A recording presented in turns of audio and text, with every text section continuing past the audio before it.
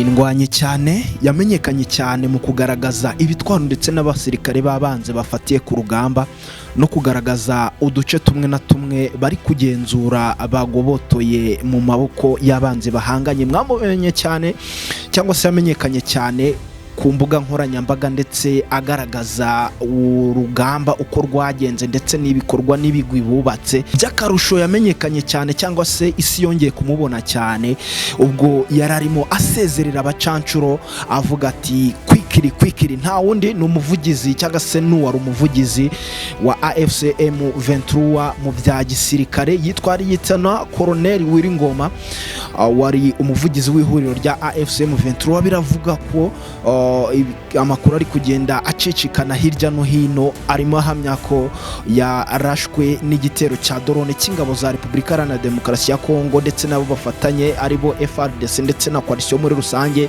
bafatanyije aribo FDLR, abacancuro ndetse n'ingabo z'abarundi. Ese aya makuru yakomeje kugenda kwirakwira byaje bite? Ese aya makuru bimeze bite? Bamwe mu bari ku ruhande rwa leta ya Kongo bemeza ko Wiringoma yarashwe mu masaha y'igicuku ashyira mu masaha 9 z'ijoro hafi y'umurima munini witwa Gahizi. Kugeza ubu ntacyo AFCM 23 irabitangazaho, ariko amakuru yagiye acicikana hirya no hino ku mbuga nkoranyambaga ndetse n'abakoresha imbuga nkoranyambaga by'umwihariko X ndetse n'ahandi hagiye hatandukanye batangaje ko uyu muvugizi wa AFCM 23 mu bya gisirikare atakiriho cyangwa se yaba yahitanwe n'ibyo bitero bya drone. Icyakora umuvugizi wa AFCM 23 mu bya politike Lawrence Kanyuka we yatangaje ko ako gace ka Rubaya kibasiriwe n'ibitero bya drone kimwe n'agace ka Karehe muri rusange. Yanditse kuri X mu masaha yashize atangaza ko mu masaha ya 8:43 za mu gitondo drone z'ingabo za Kongo zarashe zidatoranya muri Rubaya mu bice bituwe byica abasivile b'inzirakarengane.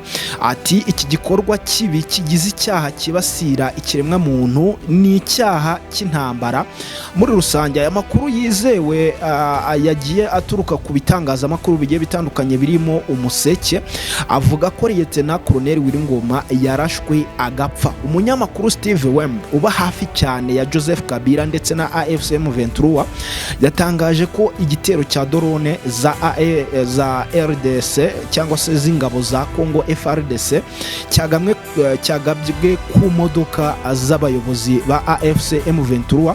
Icyakora ntiyigeze atangaza abo cyahitanye cyangwa se aba cyari cyangwa se izi modoka zari ziri kubarizwamo.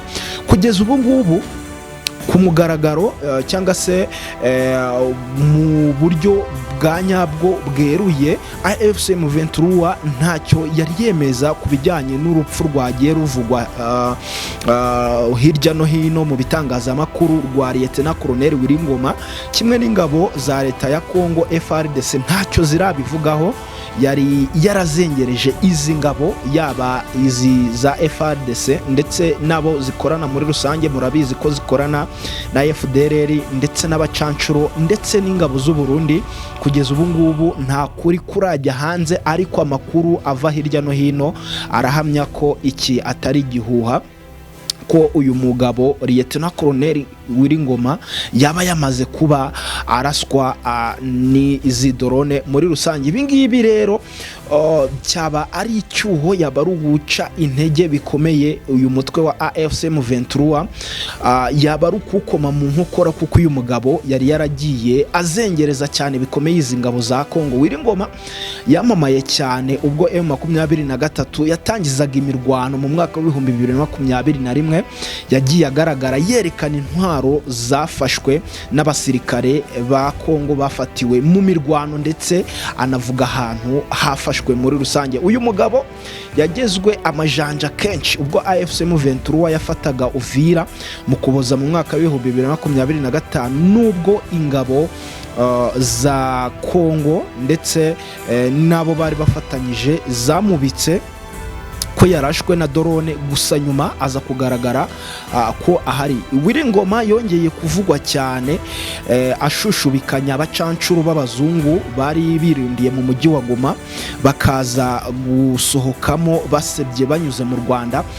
Muri rusange aho yamenyekanye cyane arimo abasezerera aboherezi waba avuga ati quickly mugende mutambuke chap. Aya namwe mu magambo atazigera mwibagiranaho, aho yagiye ababwira ati mwebwe mwaje kurwana, muri kurwanira amafaranga, ariko twebwe turarwana kubera ubuzima bwacu ndetse n'abana bacu n'imiryango yacu. Yongera kubaha umwitangirizwa. Nyuma yaho yongeye kugaragara asabana cyane n'abasirikare ba SADC, ubwo SADC yari yamaze kuba ibura ikikora. Hanyuma abajenerali bo mu bihugu bigize SADC bakaza hariya i Goma, hanyuma bakaza kuba baza gushakira umuti cyangwa se baje kwigira hamwe uburyo ingabo za SADC zataha, ari nabwo bahuye n'umugaba w'izi ngabo ari we General Sultan Makenga. Hanyuma bagahoberana hariya mu mujyi wa Goma bagaragara bishimye bari gusangira, ubona ko bari kumwifotorezaho bavuga bati quickly nk'aka nickname kiwe cyangwa se akazina k'akabyiniriro bamuhimbye ubwo video yakwirakwiraga ku mbuga nkoranyambaga cyangwa se ku bitangazamakuru bikomeye bigize byo mu isi, arimo avuga ati quickly asezerera abacancuro. Urupfu rwe muri rusange rwaba ari nk'inyundo ikomeye ikubiswe ku mutwe wa AFC M23 bitewe n'umuhate ndetse no kwiyemeza uyu musirikare Lieutenant Colonel Wiringoma yagaragaje muri iyi myaka 4 ishize y'intambara, ubwo bari barimo bahangana n'izi ngabo za Repubulika Iharanira Demokarasi ya Kongo. Intambara ziri muri Kongo zafashe indi sura nyuma y'uko Kongo izanya abacancuro b'Abanyamerika bo muri Blackwater bayoborwa n'uwitwa RK Prince. Ibitero bya drone byagiye byibasira ibice birimo Minembwe, Karehe ndetse ubu bimaze kugeza ahabi ahitwa Irubaya. Ibi biraba mu gihe Angola yasabye agahenge ko guhagarika imirwano, ariko ahubwo nibwo intambara yakomeje kugenda ikaza imirego muri rusange. Wiringoma yagaragaye cyane nk'uko nari nabivuze ubwo Uvira yafatwaga, ariko nyine mu kwezi kukuboza aribwo bafataga ino Uvira bikarangira Amerika itegetse ko bayisohokamo muri kuno kwezi. Muri rusange vuba hangaha Wiringoma yari umugabo utuje ucisha make ariko w'umuhanga, ugaragaza umuhate, usubizamo intege cyangwa se uremamo icyizere ingabo ayoboye. Yari umuntu w'intwari cyane. Ibi ngibi rero bikaba bitazatuma muri rusange cyangwa se bikaba bitazibagirana nk'umugabo ukomeye cyane wagize uruhare mu kubohora bimwe mu bice yaba ndetse no kugera i Goma. Murabyibuka ubwo bahakandagiraga nabwo niwe wa mbere wagaragaye cyane, ubari hariya kuri Stade de l'Unité bapfukamye bashima Imana bamanitse amaboko bavuga bati hano hantu turahageze. Ubu ngubu rero tuvugana bikaba nubwo bitari byemezwa n'ihuriro AFC M23 cyangwa se ngo Kongo igira iki bivugaho, bikaba ibyago byinshi ari uko uyu mugabo yaba yamaze kuraswa, kuko aho ngaho izo drone za FARDC zarashe zahinduye imari, ndetse ko n'abasirikare ba AFC M23 ndetse no kuri icyo gitero cy'abayobozi cy'imodoka z'abayobozi ba AFC M23 byemezwa ko uyu mugabo yararimo bashije kuba batahavuye.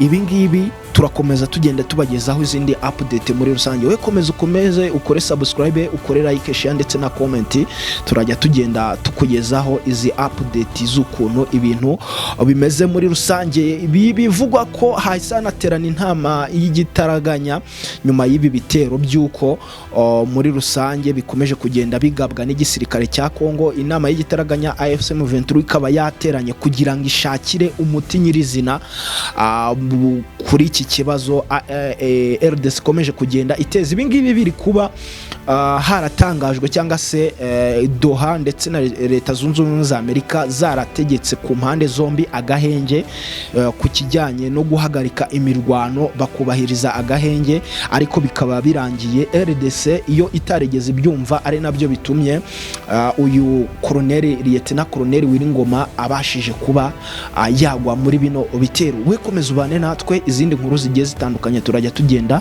tuzibagezaho 5 kuri 5.